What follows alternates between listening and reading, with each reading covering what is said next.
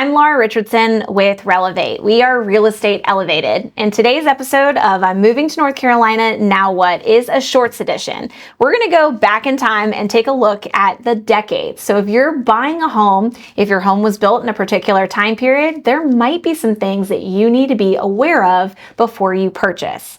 So if your home falls in the historic category, be aware that a lot of historic districts do come with some rules and regulations that you might have to adhere to, especially on the exterior, meaning you may not be able to add an addition or change the exterior in the way that you intended. So if it's been a hot minute, make sure you're falling into that category or not falling into that category and that you understand all the rules that come with it.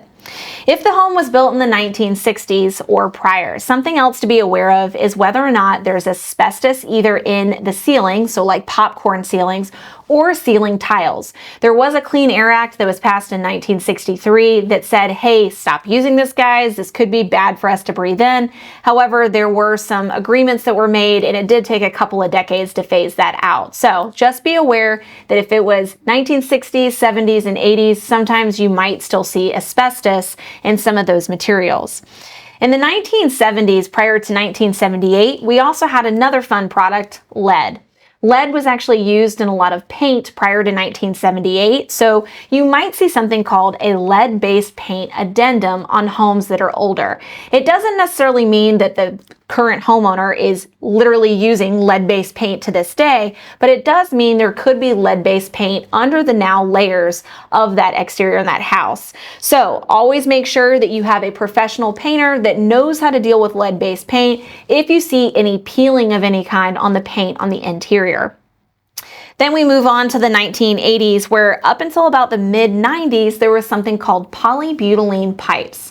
Polybutylene was this amazing product that was used for about a decade and a half, and then they slowly started to realize when builders were installing this in homes that the fixtures were not holding up with longevity. And so leaks occurred, flooding occurred. So they stopped using it in about the mid-90s, so usually around like 1996 or prior. If the home was built 1980 to 1996, you do need to double check if it has polybutylene.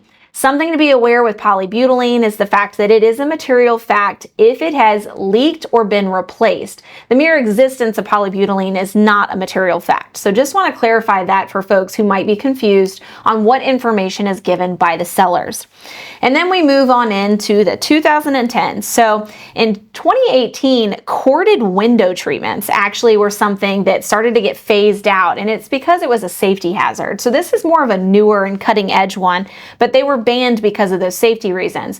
So if it's a really new home and you do have blinds, you might actually see that they have either one string or even like a turn tool to actually pull the windows up and down. So something to be aware of if you have a home that was built in the 2000s, if those blinds are still there, do be aware that there's been a recall on those as a safety issue.